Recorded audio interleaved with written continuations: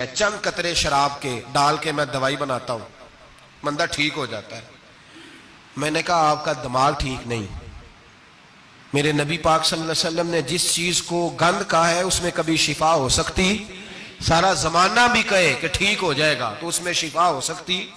जो पेशाब से ज्यादा पलीद है उसमें भी कभी शिफा हो सकती है। तो साइंस माने, हिकमत जो मर्जी कहे।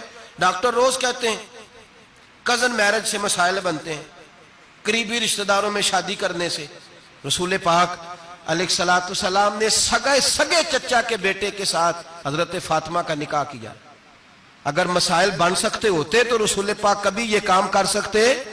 सवाल ही पैदा नहीं होता। रोज डॉक्टर कहता है आप पता करने जाएं, बीमारी कहां से लग गई, आपके खानदान में तो किसी को नहीं थी, फलाने को तो नहीं थी, ससुराल में मेके में। भाई अल्लाह के रसूल ने फरमाया बीमारी मुतादी नहीं होती, एक को दूसरे से लग सकती।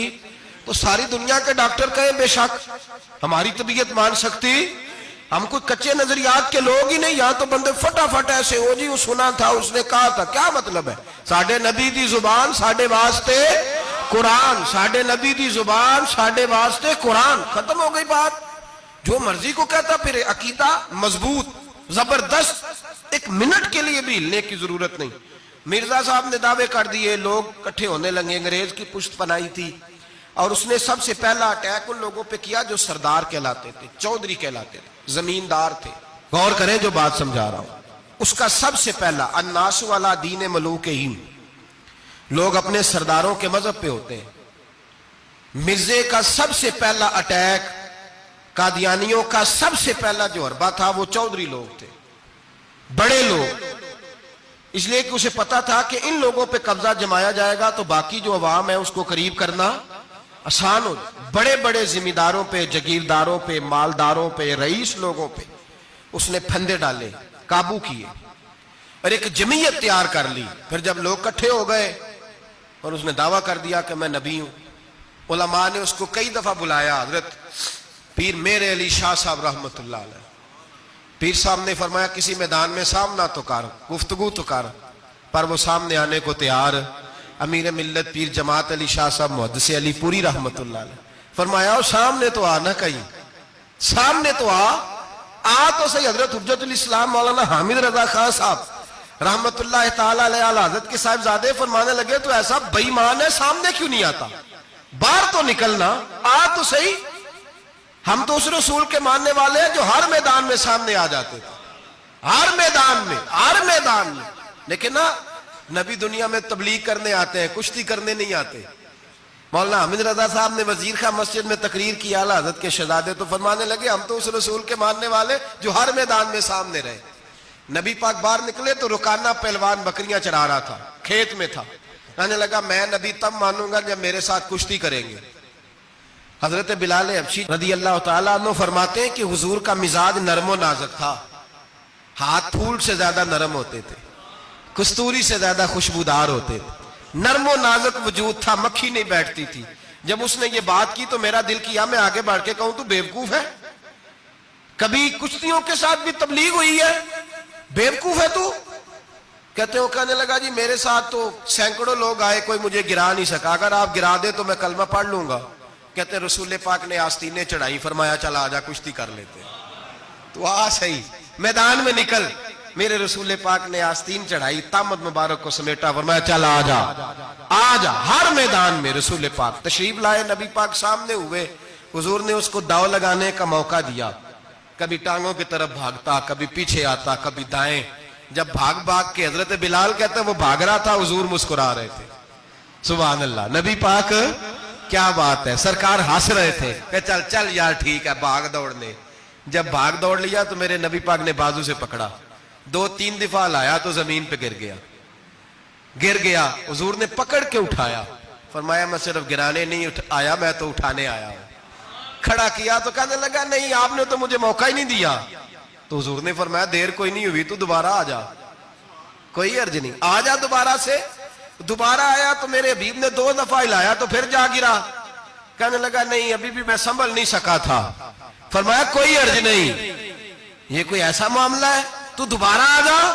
अब क्या जब आया ना तो हजरत बिलाल कहते हैं वो दस्ते मुबारक जिनको मैं थामता था तो लगता था फूल थाम लिए हैं, उन हाथों से हुजूर ने उठा के फिजा में बुलंद किया और हुजूर ने धड़ाम से जमीन पे गिराया तो कलमा पढ़ता हुआ खड़ा हुआ, कहने लगा, ए महबूबा, जो तेरे हाथ में ताकत है वो तेरी नहीं, वो खुदाई ताकत है, वो खुदाई ताकत है, खुदाई। मेरे रसूल पाक अलैहिस्सलाम हर मैदान में, उलमा ने कहा तो निकल तो सही, पर कभी बाहर निकला, फौत कहाँ हुआ था पता था आपको? फौत कहाँ हुआ था जी? चलो मैनू तो दसन की लोड़ ही नहीं, तो सारा पता है होता। बाथरूम में मरा वो, बाथरूम में। और आज तक लोग बाज नहीं आए, उनकी इबादत गाहे हैं, बड़े चक्कर हैं। अब एक नया बहाना मैं सुनता हूं, नया बहाना, कहते हैं जी पाकिस्तान की असेंबली ने उन्हें काफिर कहा है। असेंबली वजीर आजम साहब शेखुल हदीस है आपके, असेंबली में जो लोग बैठते हैं शेख, उनका क्या कुफर इस्लाम से, क्या वो किसी को कहेंगे बेचारे? सूरत इखलास तो हमारे वजीर दाखिला और वजीर खारजा नहीं सुना सकते, ये हाल है। बहुत बड़े बड़े बैरिस्टर कहलाने वालों को सूरत इखलास नहीं आती, उन्होंने किसी को काफिर मुसलमान क्या कहना है? असेंबली का मसला नहीं है, उम्मत मुस्लिमा के उलमा मुहद्दिसीन मुहक्किकीन का मुतफिका फैसला है कि मरज़ई कल भी काफिर थे, आज भी कयामत तक काफिर, और बदतरीन काफिर है, हल्के फुल्के काफिर भी नहीं, सुपरलेटर डिग्री है, जबरदस्त किस्म के काफिर है, छोटे मोटे भी नहीं, आखिरी दर्जे के बदतरीन मुशरिक हैं। हम लोगों की अपनी मौज है जमहूरी, और नहीं जी नहीं नरमी करनी चाहिए, नहीं जी नहीं नरमी करनी। एक पार्टी वाला दूसरे पे सख्ती कर रहा है, मजहब के मामले में सारे उसने इखलाक के कायल है, सब इखलाक के कायल है। नरमी करो ठीक है, सबको कहो चलो ठीक है गली बराबर की है, वोट बराबर के ले लो, वहां कहते हैं ना दिए तो लड़ाई भी होगी, नाराजगी भी होगी, झगड़ा भी होगा, ये भी होगा। दुनियादारी के मामले में सख्ती और दीन के मामले में ऐसा ना करो। वो बदतरीन मुशरिकीन है, उन्होंने ऐसे ऐसे जुल्म किए। वो तो कहते हैं जो हमारे पीछे नमाज, मिर्जा तो ये कहता था जो मुझे नहीं ना मानते वो सारे शैतान के पैरोकार हैं, तो सबको शैतान कह रहा है, तू नरमी कर रहा है। और फिर उसकी करामतें बड़ी अजीब थी, फरिश्ता आता था वही लेके, उसका नाम था टीची टीची, अपनी किताब में लिखा है। नाम क्या है? नबी पाक सल्लल्लाहु अलैहि वसल्लम ने फरमाया कि जनाब आयशा के साथ मेरा निकाह अल्लाह ने आसमानों पे किया है। उसने हदीस पढ़ ली तो सवेरे उठ के उसने भी एक फतवा दिया। एक बीबी थी, नाम था मोहम्मदी बेगम, कहने लगा मेरा भी उसके साथ आसमानों पे निकाह हो गया है। फिर सारी जिंदगी मोहम्मदी बेगम की मिन्नतें ही करता रहा। उसने कहा मैंने नहीं करना तेरे बेईमान के साथ निकाह। कैसा आसमानों पे निकाह हुआ था, फिर जमीन पे हो सका? ऐसा बदबख्त आदमी, ऐसा बदबख्त। और उसको जो ख्वाबें आती थी बड़ी निराली थी।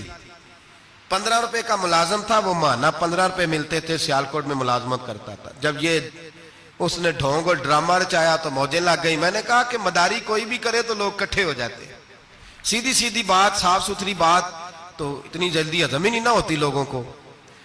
तो उसने जब वो कहता मुझे ख्वाब आई है, ख्वाब क्या आई है? कहता वो मेरे पास कोई आने वाला आया तो मुझे हजारों रुपए दे गया है। जब भी उसको ख्वाब आई कोई हजारों रुपए की आई, दौलत की आई। मुल्ला रूमी ने बड़ी प्यारी बात लिखी है। मुल्ला रूमी कहते हैं कि एक बादशाह था, तो उसके जमाने में एक बंदे ने ना नबूवत का दावा कर दिया। उसने कहा मैं भी नबी हूं, माअज़ल्लाह सुम्मा माअज़ल्लाह। बादशाह बड़ा समझदार था, सियाना बंदा था। उसने कहा इसका पस मंजर तो पता करो, कोई पागल तो नहीं, कोई घर में झगड़ा तो नहीं रहता, इसका भूख का सताया हुआ तो नहीं, क्योंकि इस तरह के बंदे मुख्तलिफ दावे करते फिरते हैं। पता किया, मालूमात की, तो लोगों ने आके बादशाह को बताया कि ना कुछ नहीं ना तो 15-15 दिन इसको रोटी नहीं मिलती बेचारे को। बड़े कारोबार किए हैं, चमका कोई नहीं, तो इसने कहा चलो ये वाला काम करते हैं, मशहूर तो हो जाएंगे ना, बदनाम जो होंगे तो क्या नाम ना होगा। तो बादशाह ने कहा चलो ठीक है बुलाओ।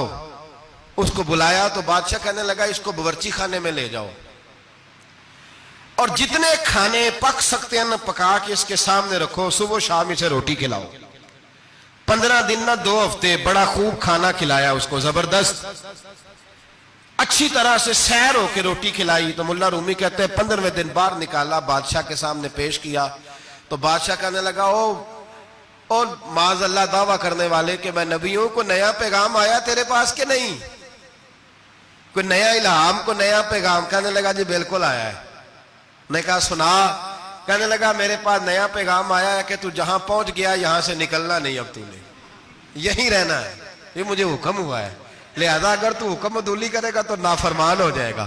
तो उसने कहा ठीक है, मैं तेरी बात समझ गया हूं, रोटी तुझे 3 वक्त मिला करेगी, लेकिन तू घर जाके रहे। आज के बाद इस तरह का कोई दावा, पेट के हाथों मजबूर होके लोग दावे करते। और फिर जो इनके साथ होते हैं ना, वो भी बहुत सारे पेट के हाथों मजबूर होते हैं, तनख्वाहें लग जाती हैं, और जब किसी की तनख्वाह लग जाती है फिर प्रोपेगेंडा करना उसकी जिम्मेदारी होती है, शोर करना जिम्मेदारी, राय आमा हमवार करना उसकी ड्यूटी होती है।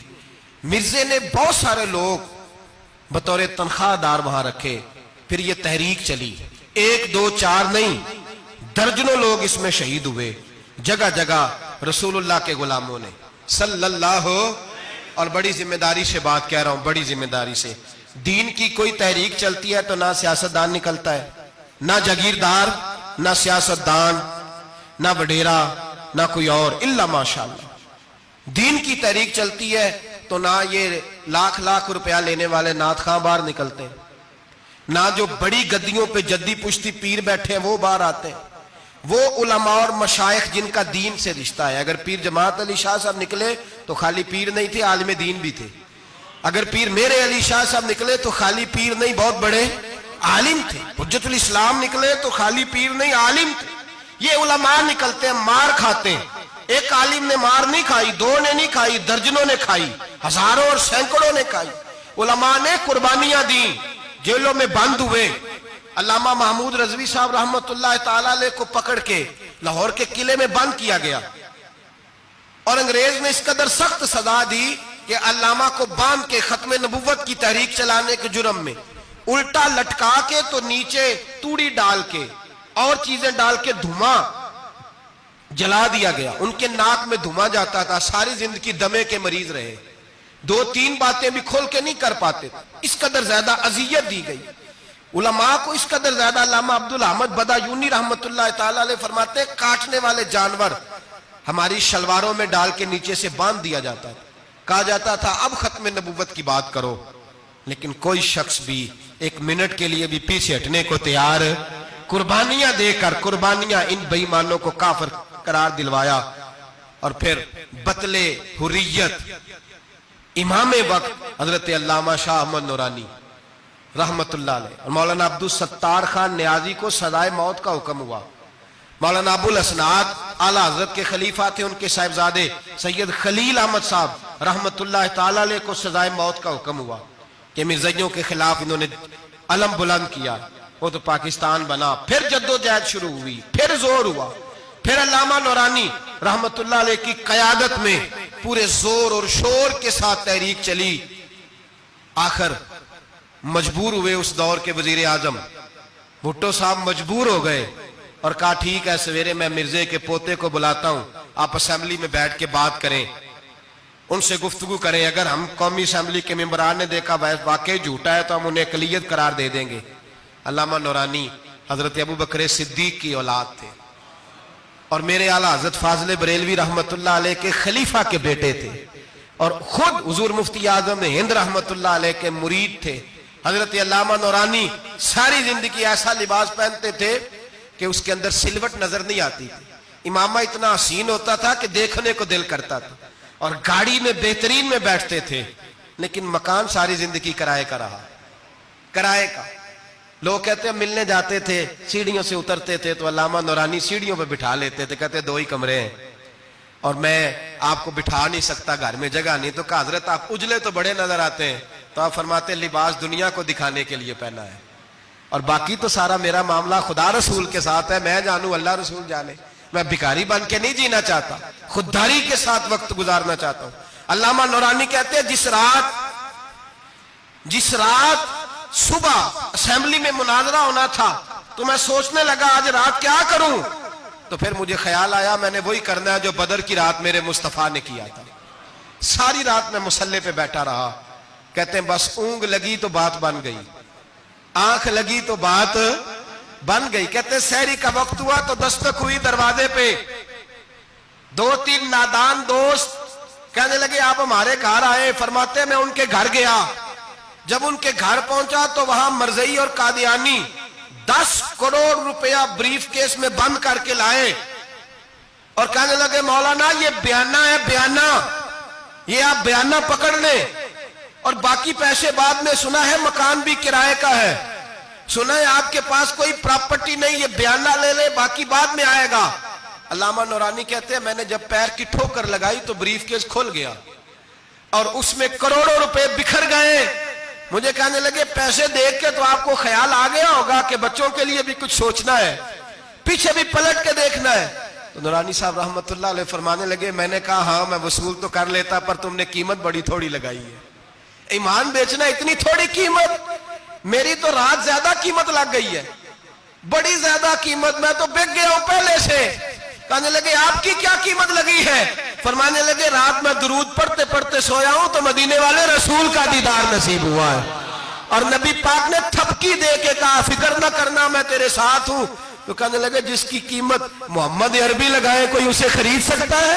सवेरे मैदान लगेगा असेंबली में और मैं असेंबली के फ्लोर पे साबित करूंगा तुम कल भी बेईमान थे, आज भी बेईमान हो, कयामत तक तुम बेईमान ही रहोगे। जितना मर्जी पढ़ जाओ, लिख जाओ, जितनी मर्जी बड़ी इबादत गाहें बना लो, जितना मर्जी शोर कर लो और जितने मर्जी कनाडा और अमेरिका तुम्हारा साथ दे ले, हमारे रसूल आखिरी नबी है, हुजूर आखिरी नबी है, ये उम्मत का मुतफिका अकीदा है, इसमें किसी को रखना डालने की इजाजत। आप फरमाते हैं सवेरे वो आया, बड़े जोर से आया, कभी अंग्रेजी बोलता, कभी कोई बोली बोलता, लेकिन अहमद रजा के दरवाजे का एक फकीर एक बात ही करता, वो रजा के नेजे की मार है कि अदुव के सीने में गार है, किसे चारा जोई का वार है कि जो वार वार से पार। कहते एक और मौलवी साहब भी आए मेरे साथ मुनाजरा करने, उनकी अपनी किताब से निकल आया कि नबी पाक के बाद आखिरी कोई और नबी आ जाए तो फर्क नहीं पड़ता, अपनी किताब से, उनके दारुल उलूम बनाने वाले की किताब से निकल आया। तो मौलवी वो मिर्जा कहने लगा तुमने भी तो लिखा है। हमने कहा ये भी बेईमान है, आला हजरत कह चुके हैं ये काफिर है, ये भी तुम्हारी तरह का ही है जालिम, लिहाजा इसकी बात का कोई एतबार नहीं है। काफिर करार दे दिया गया, कुफर तो हो गया, अकलियत तो हो गई, लेकिन वो आज तक अपनी हरकतों से बाज। हमारे बच्चों को पता ही नहीं ये कितने गलत है, हमें खबर ही नहीं कि ये कितने बुरे हैं। भाई एक साहब से मेरी एक दफा बात हुई, चौधरी साहब थे, गुफ्तगू हुई तो कहने लगे जी खत्म नबुव्वत नहीं मानते तो खत्म हो गया मसला, अल्लाह नाराज हो जाएगा, खत्म नबुव्वत नहीं मानते तो अल्लाह नाराज हो जाएगा। मैंने कहा जनाब के कितने बच्चे हैं? कहने लगे 4, जमीन कितनी? 20 किले, कितने कितने आए बोलिए? तो मैंने कहा एक नया बंदा आके खड़ा हो जाए कहे मैं भी आपका बेटा हूं तो आप राजी हैं? मिसाल दे रहा हूं समझाने के लिए, बिला मिसाल हो बिला तशबीह, आप राजी हो जाएंगे? बोले नहीं नहीं तुझा चुप कर क्या आखना, चल कोई नहीं 4 भी वंडने थे 5 च वंड लेने, हो जाएगा ऐसा? अजीब बंदे हो, जो काम जो तुम्हारा बेटा नहीं, जब तुम उसे बेटा मानने को तैयार नहीं, तो जो अल्लाह का नबी नहीं वो मैदान में खड़ा होकर मैं भी हूं मैं भी हूं मैं भी हूं, तो ये किस तरह काबिल कबूल बात है? और एक भाई सगे भाई को जायदाद देने को तैयार नहीं तो एक और आके शामिल हो जाए, कहे मुझे भी शामिल कर लो, चलो कोई नहीं फर्क पड़ता, इतनी जमीन है अब्बे की, इतनी जमीन है अब्बा जी की, मुझे भी शामिल कर लो, तो लोग तो कत्ल कर देंगे, कहें जब तू है नहीं तो हमारा भाई बनता क्यों है? ओ खुदा के बंदे, अजीब फलसफा है, याद है, अजीब जिंदगी है, फटाफट ही लोग मान लेते हैं। सब लोगों ने अपनी अपनी बातें की, सब ने अपने अपने दलाइल दिए खत्म नबुव्वत पे, जरूरत ही नहीं थी। जब हुजूर कह गए जो बन सकते थे उनको नबी पाक कह गए, जो बन सकते थे जिनमें सलाहियतें थी, हुजूर ने फरमाया अली तो मेरे लिए इसी तरह है जिस तरह मूसा के लिए हारून थे। लेकिन मूसा के भाई हारून भी नबी थे, पर मेरे बाद को नबी हो सकता तू हो उसी तरह जिस तरह मूसा के लिए हारून, जिनके अंदर खूबियां पाई जाती थी। फरमाया अबू बकर मेरी सारी उम्मत से अफजल है पर नबी नहीं है। मेरे रसूल पाक ने फरमाया उमर फारूक में वो सारी खूबियां पाई जाती हैं जो एक नबी में हो। लौ काना नबी बाद लकाना उमर इब्ने खत्ताब, अगर कोई मेरे बाद नबी होता तो खत्ताब का बेटा उमर हो। जो हो सकते थे जब वो नहीं हुए तो तू काना शाना उठ के आ गया है, इधर कादियान का रहने वाला, और तू कहता है नहीं मुझे मान लो, चलो पूरा ना मानो, जिल्ली मान लो, बुरूजी मान लो, कोई हया होनी चाहिए। और बड़े बड़े सियाने बंदे, उनको आज तक पता ही नहीं कि ये जलील कितने। इनके अंदर खबासत कितनी पाई जाती है। मेरे रसूल पाक उम्मत के लोगों ने अपने अपने दलाइल दिए, नबी पाक की उम्मत ने अपने अपने। हजरत मियां मोहम्मद बख्श साहब रहमतुल्लाह अलैह खत्म नबूवत पे बात करने लगे तो उन्होंने अनोखी बात ही कर दी, अनोखी बात। एक शख्स उनसे कहने लगा चल के देखो तो सही, मिले तो सही। आप फरमाने लगे दफा करो, जिन्ना अंदर इश्क है रचिया ओना नहीं भज जाना, भावे सोने मिलन हजारा असा नहीं यार बटौना।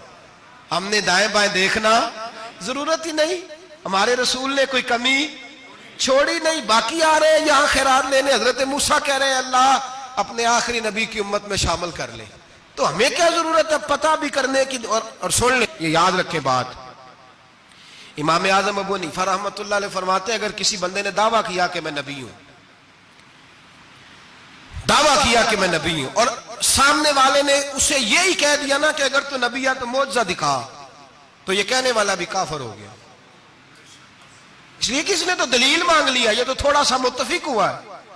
तमाशा देखने के लिए भी अगर कहा ना कि अगर तू नबी है तो दलील ला, कोई मौजज़ा, तो ये लफ्ज कहने वाला भी बोलिए दायरा इस्लाम से क्यों मांगी तूने दलील, क्या जरूरत पड़ी थी, क्यों तूने ऐसा कहा।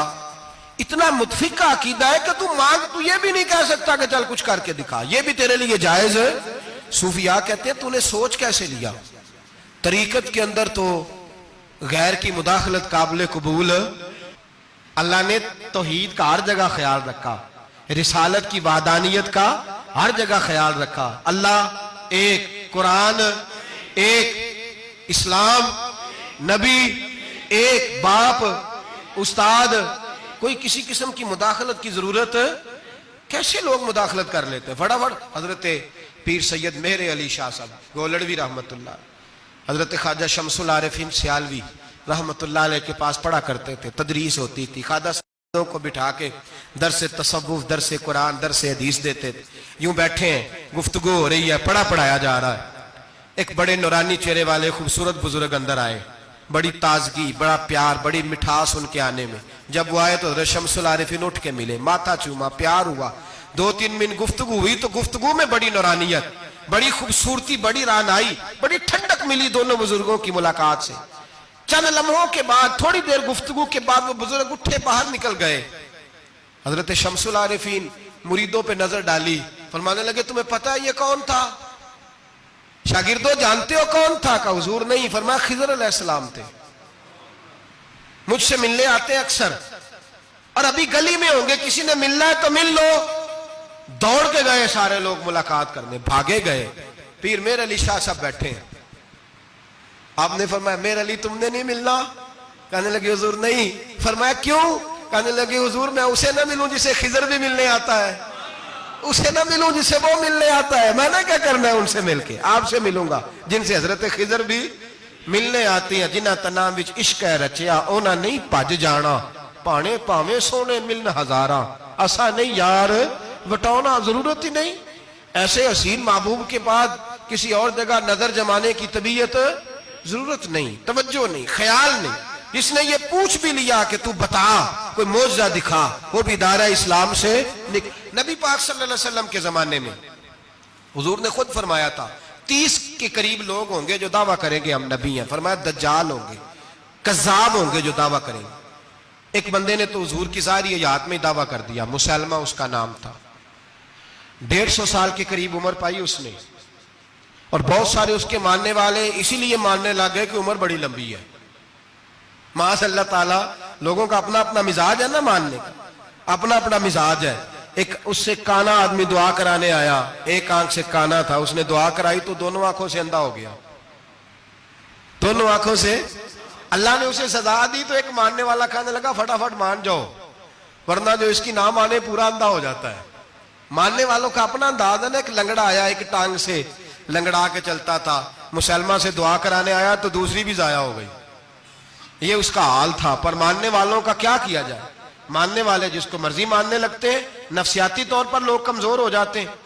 मुसलमान ने नबी पाक सल्लल्लाहु अलैहि वसल्लम को खत लिखा, कहने लगा हुजूर के जमाना मुबारका में, और कुछ हदीसें ऐसी भी मिलती हैं जिससे यह साबित होता है कि उसकी हुजूर से मुलाकात भी हुई, सामने कुछ बोल ना सका, जाके खत लिखा।